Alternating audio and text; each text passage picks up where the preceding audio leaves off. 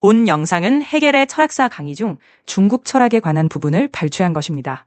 참고로 원문에 난해한 서술이 포함되어 있어서 시청자의 이해를 돕기 위해 의역하거나 부연 설명을 추가한 부분이 있습니다. 자세한 사항은 영상 아래의 설명란을 참고하시기 바랍니다. 중국 철학에서 먼저 주목해야 할 것은 기원전 500년 무렵의 공자의 가르침이다. 라이프니츠 시대에는 공자의 철학이 유럽에서 큰 관심을 끌었다. 공자의 사상은 기본적으로 도덕 철학이다. 그가 남긴 책들은 중국에서 가장 존중되는 책들이다. 공자는 기본 고전들, 특히 역사서에 주석을 달았다. 그의 다른 저술들도 철학에 관한 것이며 모두 오래된 전통 문헌에 대한 해설 형식이다. 하지만 공자를 가장 유명하게 만든 것은 도덕 교육으로 이는 중국에서 절대적 권위를 가진다.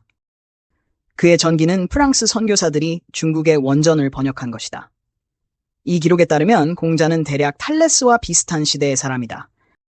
그는 한동안 관직 생활을 했으나 실각해의 벼슬을 잃었고 이후에는 친구들과 함께 철학을 논하며 살았다. 그래도 사람들은 자주 그에게 조언을 구했다. 오늘날까지도 공자와 제자들의 대화록이 전해지는데 그 내용은 대체로 대중적인 도덕 교훈들이다. 이 정도 수준의 도덕적 가르침은 어느 나라에서나 흔히 볼 수 있으며 더 나은 것도 많다. 따라서 그 내용의 어떤 것도 딱히 특별한 것이 없다. 공자는 실천적인 지혜를 강조하는 사상가일 뿐 사변적 철학은 그에게서 전혀 찾아볼 수 없다. 다시 말해 겉으로 드러난 모습에 머무르지 않고 그 뒤에 숨은 전체 원리를 끝까지 따져보는 깊은 사고방식을 공자에게선 전혀 찾아볼 수가 없다. 그에게 있는 것은 단지 훌륭하고 유익한 도덕적 가르침뿐인데 이로부터 우리가 특별히 얻을 만한 것은 없다. 키케로의 의무론이 공자의 모든 책보다 더 많은 것, 더 나은 것을 우리에게 준다. 공자의 원전을 읽어보면 차라리 번역을 하지 않는 편이 공자의 명성에 더 나았을 것이라는 판단을 하게 된다. 두 번째로 주목해야 할 점은 중국인들이 추상적인 사유, 즉 순수한 범주들에 대해서도 사유해왔다는 사실이다. 그 근거가 되는 것이 바로 고대서적인 역경이다. 이 책은 중국인들의 지혜를 담고 있는데 그 기원을 보키에게 돌리고 있다. 그런데 여기에 실린 보키에 관한 이야기는 신화적이고 전설적인 것이어서 의미가 없다. 핵심은 보키가 하도라는 도표를 만들었다는 점이다. 보키가 강에서 나온 용마의 등에 새겨진 무늬를 보고 그렸다고 한다. 이 도표는 가로 세로로 된 선들로 이루어져 있는데 각각 상징적 의미가 있다고 한다. 중국인들은 이 선들이 문자체계의 기초이자 철학적 사고의 근본이라고 말한다. 이 의미들이란 전적으로 추상적인 범주로서 가장 추상적이기 때문에 동시에 가장 피상적인 이성의 규정들에 해당한다. 왜냐하면 추상적 범주란 사물의 풍부한 내용과 맥락, 시간적 전개를 모두 빼버리고 단 하나의 규정만 남겨놓는 가장 단순하고 빈약한 규정 방식이기 때문이다. 물론 이런 순수한 개념들을 의식적으로 다루었다는 점은 인정할 만하다. 그러나 그 사유는 거기서 크게 나아가지 못하고 가장 얕은 수준의 생각에 머무르고 있다. 그것들은 겉으로는 구체적인 형태를 띠지만 이 구체성은 개념적으로 파악되거나 깊이 있는 사고에 의해 고찰된 것이 아니다. 오히려 일상적인 표상과 감각적 직관, 통상적인 지각에서 끌어온 것에 불과하다.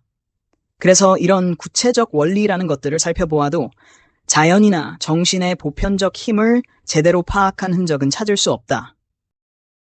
예컨대 동쪽을 나무에 결부시키는 것은 봄이 되면 동풍이 불고 초목이 자라난다는 경험 때문이며 남쪽을 불과 연결하는 것은 여름의 더위가 그 방향에서 가장 강하다고 느꼈기 때문이다.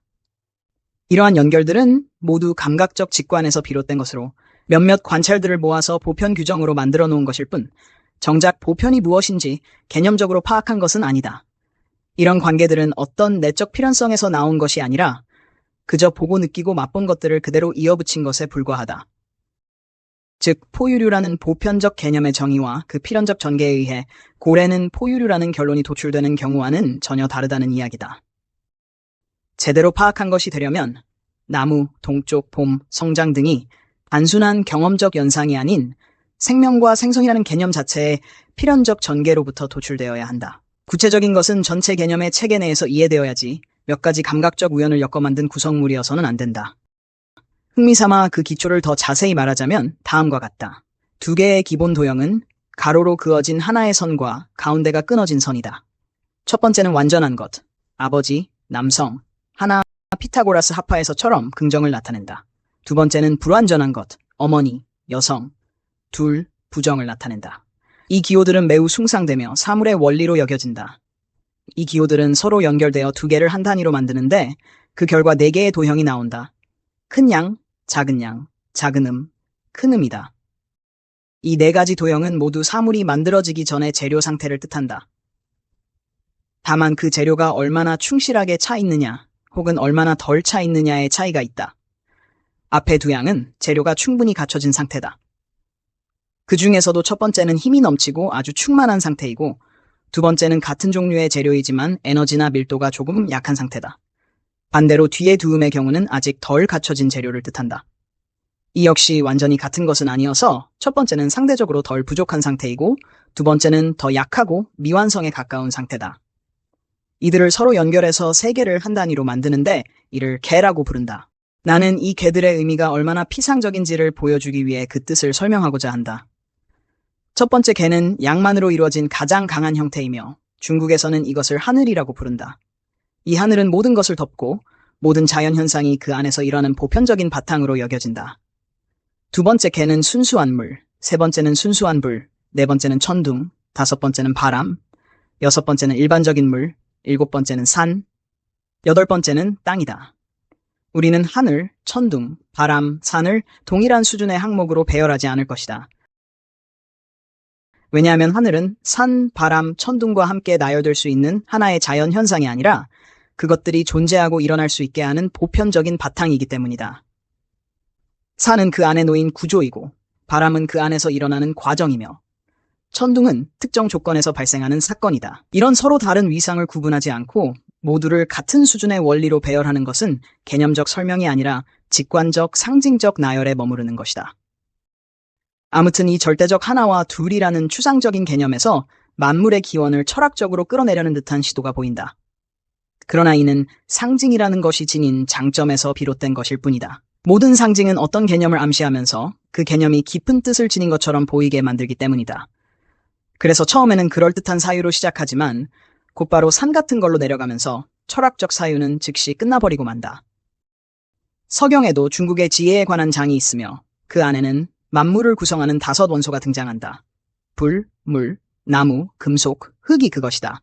이것들은 뒤섞여 제시된다. 서경에서 법의 첫 번째 규칙은 5 원소를 말하는 것이고 두 번째는 그것들에 대한 고찰이다. 그러나 우리는 이들 역시 원리로 인정하지 않을 것이다. 이렇듯 중국인들의 일반적인 추상 개념은 구체적인 것들로 이어지긴 하지만 외형적인 배열일 뿐 의미 있는 통찰을 담고 있지는 않다. 이것이 중국의 모든 지혜와 학문 체계의 기반이다. 또 하나 주목해야 할 실제 종파가 있는데 그것은 도사이다. 그 구성원들은 관리 계급도 아니고 국가 종교에 속하지도 않으며 불교도나 라마교, 즉 티베트 불교 신자도 아니다. 이 철학 및 이와 밀접하게 연결된 생활 방식을 만든 사람은 노자인데 기원전 7세기 말에 태어난 인물로 공자보다 나이가 많다. 공자는 정치적 학파의 대표로서 노자에게 조언을 구하러 간 적이 있다. 노자의 저서 도덕경은 정식 경전에는 포함되지 않으며 그만큼의 권위도 없지만 도사들, 즉 도라는 이성을 따르는 자들 사이에서는 핵심적인 저술로 여겨진다. 그들은 일생을 이성을 탐구하는 데 바치며 어떤 사람이 이성의 근원을 깨닫게 되면 모든 지식과 만병통치의 방법과 덕을 얻게 된다고 주장한다. 또 그런 사람은 초자연적인 힘을 얻게 되어 하늘로 날아오르고 죽음을 피할 수 있다고 주장한다. 노자의 추종자들은 노자에 대해 그가 인간으로 나타난 부처이며 영원히 존재하는 신이 되었다고 말한다. 그의 주요 저술은 지금도 남아있으며 빈에서 번역되었고 나도 거기서 직접 본 적이 있다. 그 책에서 특히 자주 인용되는 구절이 있다. 이름이 없을 때 도는 하늘과 땅의 시작이고 이름이 있을 때는 우주의 어머니이다. 욕망을 가지고 보면 그것은 불완전하게 보인다. 그것을 깨달으려면 욕망을 버려야 한다. 아벨 레뮤자는 이 도를 가장 잘 표현할 수 있는 말이 그리스어인 로고스, 즉 진리일 것이라고 말했다. 그러나 이 모든 것에서 우리가 실제로 배울 수 있는 것은 과연 무엇인가? 옛 학자들이 자주 인용한 유명한 구절이 있다. 이성은 하나를 낳고, 하나는 둘을 낳고, 둘은 셋을 낳고, 셋은 모든 것을 낳는다. 여기에서 삼위일체에 대한 암시를 찾으려는 시도도 있었다. 또 이런 말도 있다. 우주는 어두운 원리에 의지하고 우주는 밝은 원리를 끌어안는다. 또 다른 구절은 다음과 같다.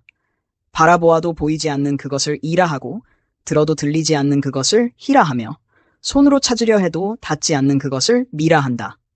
앞으로 가도 그것의 머리는 보이지 않고 뒤로 가도 그것의 뒤는 보이지 않는다. 이러한 규정 방식의 차이들은 이성의 사슬이라 불린다. 이 구절을 인용하면서 사람들은 자연스럽게 야훼, 아프리카 왕의 이름 유바, 그리고 유피테르를 떠올렸다. 이 힘이 또는 IHW는 더 나아가 절대적 심연, 즉 물을 의미한다고 한다. 만물의 최고, 최후, 근원, 최초의 원리는 무, 공, 완전히 규정되지 않은 것, 다시 말해 추상적인 보편성이며 이것은 도 또는 이성이라고도 불린다. 그리스인들이 절대자는 하나이다라고 말하거나 근대인들이 절대자는 최고 존재이다라고 말할 때처럼 여기에서도 모든 규정은 부정에 의해 제거되어 있으며 단지 추상적 존재만이 남아있을 뿐이다. 이는 단지 부정을 긍정적 형태로 표현한 것에 지나지 않는다. 다시 말해 추상적인 존재를 하나 설정해놓고는 설명이라고 해봐야 이것도 아니고 저것도 아니다라는 부정만을 연쇄적으로 나열할 뿐이어서 실제로는 아무 규정도 제시하지 못한 채 설명한 척만 하고 있다는 뜻이다. 철학이 이런 표현 이상으로 나아가지 못한다면 그것은 여전히 가장 초보적인 단계에 머물러 있는 것이다.